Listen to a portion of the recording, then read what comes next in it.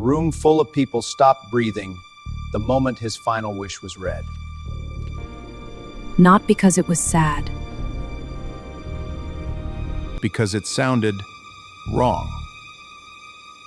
And within hours, people thought they knew exactly what kind of story this was, but they were completely wrong. For 4 years, nobody saw him. Except one woman who had everything. And chose to sit beside someone the world had already erased. And what happened next is not what anyone expected. Austin, Texas runs on myth. The city had spent 2 decades selling itself as the progressive heart of a conservative state. A gleaming skyline of glass towers and rooftop bars rising along the Colorado River. A place where tech millionaires bought vintage ranch houses and called it character. But on Congress Avenue, where the tourist maps always pointed and the live music never stopped, there was a man named Elroy Sims who had been sleeping in the same spot for 4 years. Not because Austin lacked shelters. Not entirely, anyway. Elroy, 62 years old, with deep-set eyes the color of old oak and hands that looked like they had been carved from the same material, had his reasons for staying outdoors. Reasons he didn't share with most people. He had a way of folding himself into stillness during the day, sitting against the sandstone wall beside the bookshop on Congress, a battered paperback in his lap, like a man simply waiting for a bus that was running late. People passed him for years without truly seeing him. Except for one. Simone Devereux had made her fortune the old-fashioned Black American way, which is to say, against every institutional obstacle the state of Texas could construct, and then a few more that the state had reserved especially for women who didn't ask permission. She had started with a landscaping truck, 3 employees, and a city contract that nearly bankrupted her when Austin stalled payment for 7 months. She held on. She expanded. By the time she was 50, Devereux Properties managed over 200 commercial units across Austin, San Antonio, and Houston. Her name was in magazines, not just the business pages, but the cover of Texas Monthly, photographed in a white linen suit against the Austin skyline, her natural hair crownful and uncompromising, a smile that journalists consistently failed to describe correctly because they could never decide if it was warm or dangerous. It was both. She was tall, dark-skinned, and moved through rooms the way water moves, with a quiet inevitability that made people step aside before they'd consciously decided to. She wore her age the way only women who have survived something wear it. Not hidden, not performed, just present. A scar near her left collarbone from a car accident at 32. Reading glasses she refused to carry in a case. Hands that were manicured but strong. The hands of a woman who had held a shovel when she needed to. She was also, her ex-husband had noted in their divorce proceedings, a woman who drove herself down Congress Avenue every single morning and stopped at the same coffee cart at the same time like someone performing a private ritual she could not explain.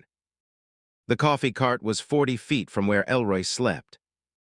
For 2 years, Simone didn't speak to Elroy.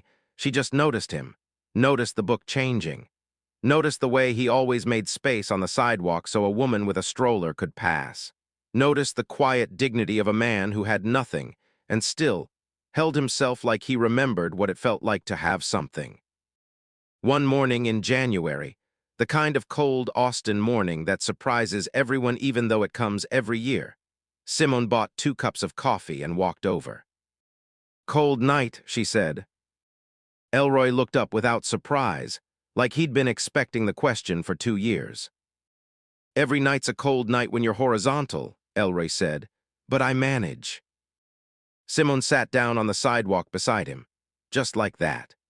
A 53-year-old woman in a camel wool coat and heels, sitting on cold concrete, holding 2 paper cups, utterly unconcerned with what anyone passing on Congress Avenue might think of the picture they made. That was the beginning. What happened between those 2 people over the next 18 months was not what the newspapers would later make it sound like. It was not a rich woman doing charity. It was not a photo opportunity. It was a friendship. They met 3 or 4 mornings a week.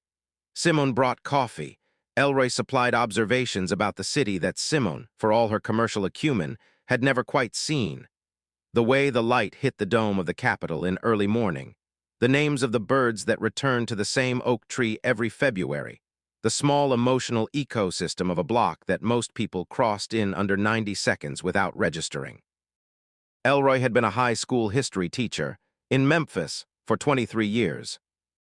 He'd been good at it by his own modest account, which Simone had learned to interpret as meaning he'd been exceptional. His former students had tracked him down online years later, left messages on a Facebook page he no longer had access to, asked if he was okay. He wasn't by then, but he didn't know they'd been looking.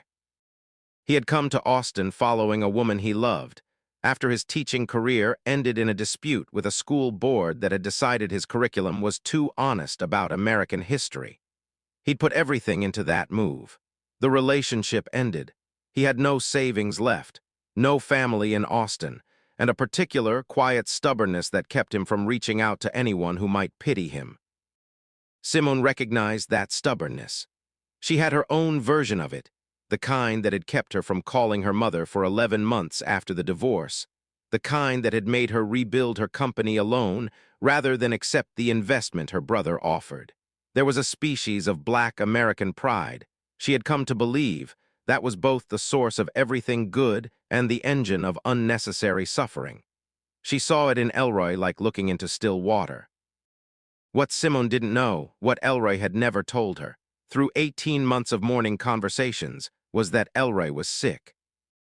He'd known for 8 months. A cancer diagnosis, stage 3, the kind that could be fought but required money and stability and all the infrastructure Elroy had systematically allowed to crumble. He hadn't sought treatment. He had, in some way that wasn't resignation exactly, more like a decision made in a single moment and then never revisited. Decided that the treatment would cost more than he felt entitled to ask the world for. He told Simone in October, on a morning when the air smelled like cedar and rain. Simone didn't speak for a long time. She turned the coffee cup slowly in both hands, the way she did when she was calculating something. When she looked up, her expression had settled into the particular stillness that her employees called her boardroom face, which wasn't cold exactly. It was just a face that had made too many important decisions to waste expressions on the ones that had already been made. "You should have told me 8 months ago," she said. "I know," Elroy said. "I'm paying for it," Simone said. "I know you'd say that," Elroy said. That's partly why I didn't tell you. Simone paid for everything. She moved Elroy into a short-term furnished apartment in the South Congress neighborhood, 3 blocks from where Elroy had slept for 4 years, which Elroy found grimly funny. She hired the oncologist, the care team, the therapist Elroy refused to see more than twice before declaring himself emotionally sufficient. She drove Elroy to treatments herself. On the mornings, she wasn't in meetings and arranged a driver for the rest.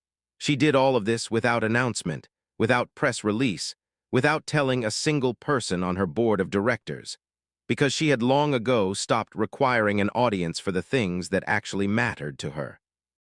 The cancer did not respond the way they hoped. By March, it was stage 4. By April, the oncologist used words like comfort care and timeline. Elroy took the news the same way he took everything, with a stillness that wasn't numbness, but felt like the deepest kind of acceptance, the kind that takes 60 years to grow.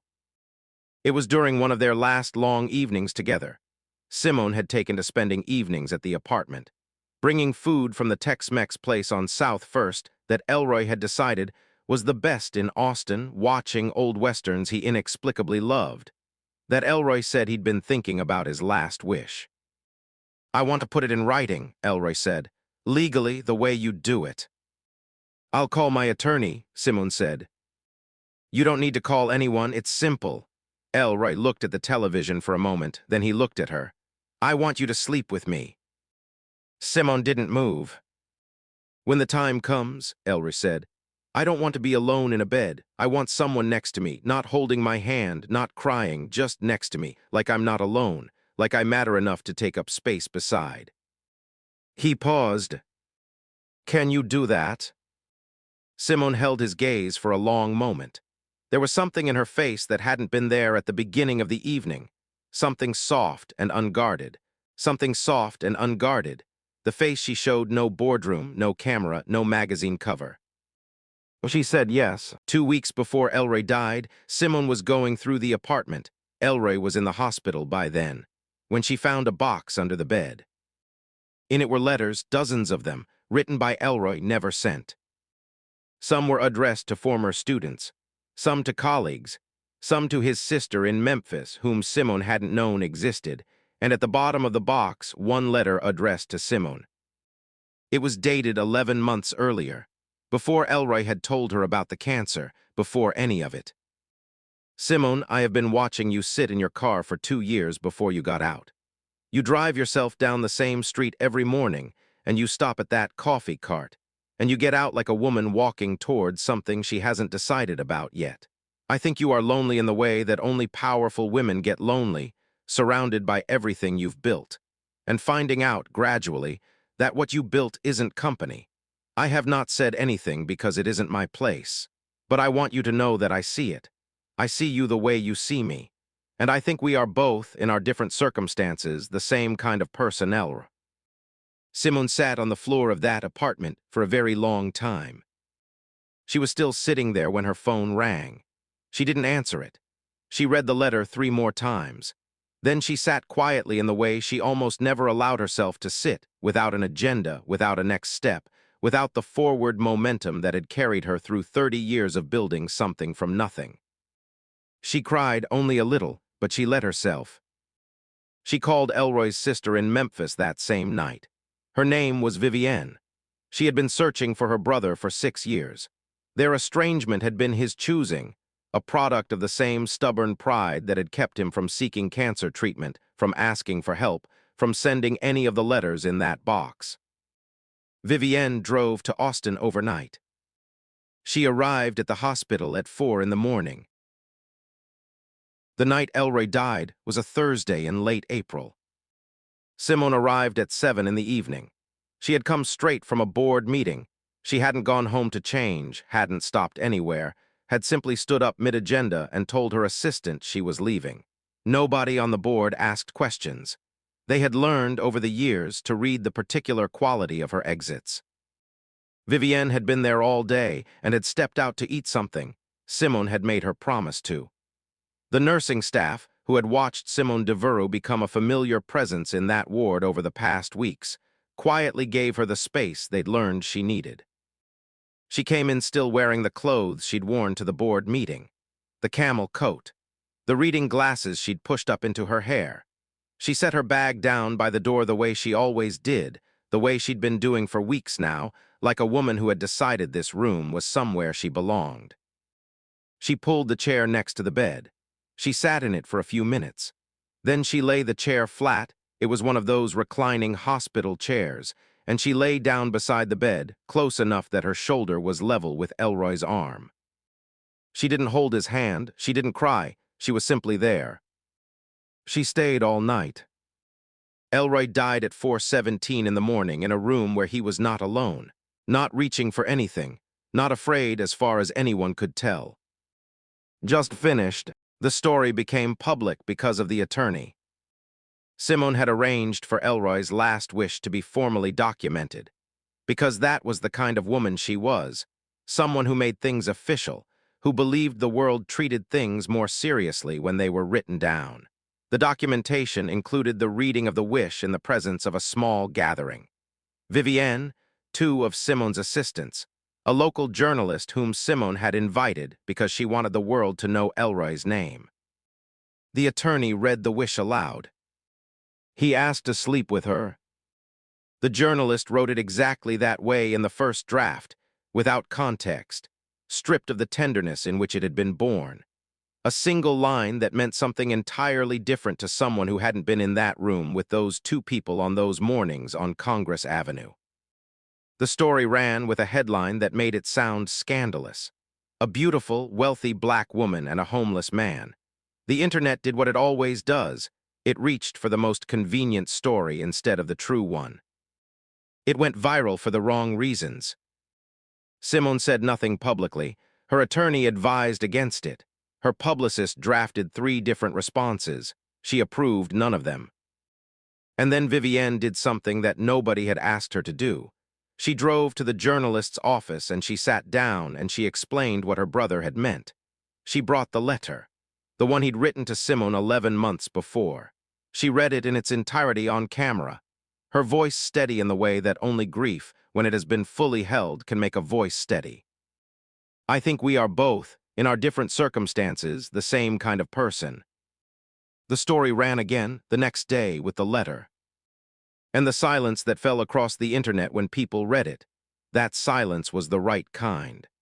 The kind that comes when something strips away every pretense you'd built around your heart and reminds you what it actually feels like to be seen. Simone Devereux never commented publicly. She didn't need to. She had kept her promise. And Elroy Sims, a man who had spent 4 years invisible on a sidewalk in Austin, Texas, died known. Died seen. Died next to someone who had chosen, without condition and without audience, to stay. We spend our whole lives afraid of being a burden, afraid to ask, afraid that what we need most, to not be alone, is too much to ask of anyone. Elroy Sims asked for the smallest thing, and it was everything. The people who hold us in our last moments are the ones who have already decided long before that moment that we are worth staying for. Simone had decided that on a cold January morning, on a concrete sidewalk, in a camel coat and heels, with 2 cups of coffee. That is not charity. That is love. And sometimes love looks like a beautiful woman lying down beside a dying man who has nothing, simply so he does not have to leave this world alone.